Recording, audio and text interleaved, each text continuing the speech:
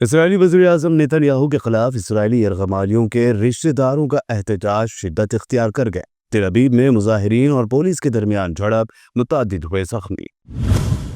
America की Trump सरकार ने इसराइल के तय अपनी गहरी दोस्ती कर दिया है। इसराइल पर तनकीद करने वाले गैर मुल्की स्टूडेंट्स को ट्रंप हुकूमत ने वीज़ा ना देने का ले लिया फैसला।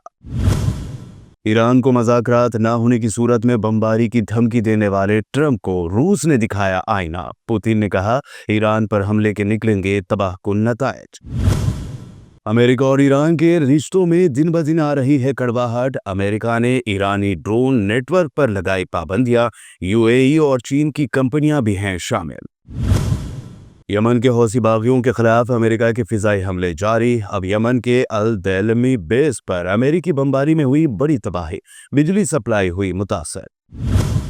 मलेशिया के दारुल हुकूमत कुआलालंपुर में गैस पाइपलाइन फटने का हुआ था कल बड़ा वाकया। 100 से ज्यादा अफराद हुए हैं जख्मी। कम अज कम 49 मकानात को पहुंचा नुकसान। करीबी इलाके को कराया गया खाली। दुबई हुकूमत ने मेहनत मजदूरी करने वालों के लिए रखी काबिल मिसाल ईद मिलन तकरीब। 2 रोज़ा ईद मिलन तकरीब में मेहनत कशों को ईदी के तौर पर दी गई सोने के बिस्किट्स, गाड़ियां और एयर टिकट्स। मोदी सरकार का मुतनाज़ वक्फ अमेंडमेंट बिल लोकसभा में कर दिया गया पेश। किरण रिजिजू ने कहा, अमेंडमेंट नहीं लाते तो संसद भवन भी वक्फ प्रॉपर्टी होता। सबसे ज्यादा वक्फ प्रॉपर्टी हिंदुस्तान में, तो फिर क्यों है गरीब मुसलमान। वक्फ बिल के खिलाफ तेज हुई all India Muslim personal law board की सरगर्मियां। अब कहा, साजिश के साथ लाया गया वक्फ बिल। पूरे मुल्क में बिल के खिलाफ छेड़ी जाएगी तहरीक। वक्फ बिल को लेकर नीतीश कुमार पर बरसे प्रशांत किशोर। कहा, तारीख में बीजेपी से ज्यादा कसूरवार ठहराए जाएंगे नीतीश कुमार, माफ नहीं करेगी जनता। यूपी के नगीना से एमपी चंद्रशेखर आजाद ने वक्फ बिल पर कहा, यह ऐसा वक्त है जहां देश का सबसे कमजोर तबका देख रहा है कि कौन उनके साथ खड़ा है और कौन उनके खिलाफ। अखिलेश यादव की अहलिया और समाजवादी पार्टी के रुकन पार्लियामेंट डिंपल यादव ने वक्फ बिल को बताया वक्फ लैंड के खिलाफ साजिश। कहा, इस बिल से गरीबों को नहीं मिलेगा कुछ भी। कांग्रेस एमपी इमरान मसूद ने वक्फ बोर्ड में गैर मुस्लिमों की एंट्री को बताया गलत। कहा, मैं राम भक्त हूं, मुझे अयोध्या न्यास में किया जाए शामिल। वक्फ बिल पर दिल्ली एमआईएम सदर शुएब जमई ने मुल्कगीर आंदोलन की दी धमकी। कहा, गुज़िश्ता मर्तबा जहां खत्म हुआ था आंदोलन, वहीं से होगी फिर शुरुआत। एकनाथ शिंदे पर इशारतन तंज करने वाले कॉमेडियन कुणाल कामरा को गिरफ्तार करने के लिए मुंबई पुलिस लगा रही एड़ी चोटी का जोर। अब भेजा तीसरा नोटिस। 5 अप्रैल को पूछताछ के लिए किया जाएगा तलब। गच्चीबौली लैंड इशू पर रेवंत रेड्डी के मिनिस्टर से बातचीत। स्टूडेंट्स को हकायक से वाकिफ कराने का मशवरा। अपोजिशन के दबाव के आगे ना झुकने का फैसला। कंचा गच्चीबौली की 400 एकड़ अराजी पब्लिक और गवर्नमेंट की मिल्कियत। डिप्टी चीफ मिनिस्टर भट्टी विक्रमार्का ने किया दावा।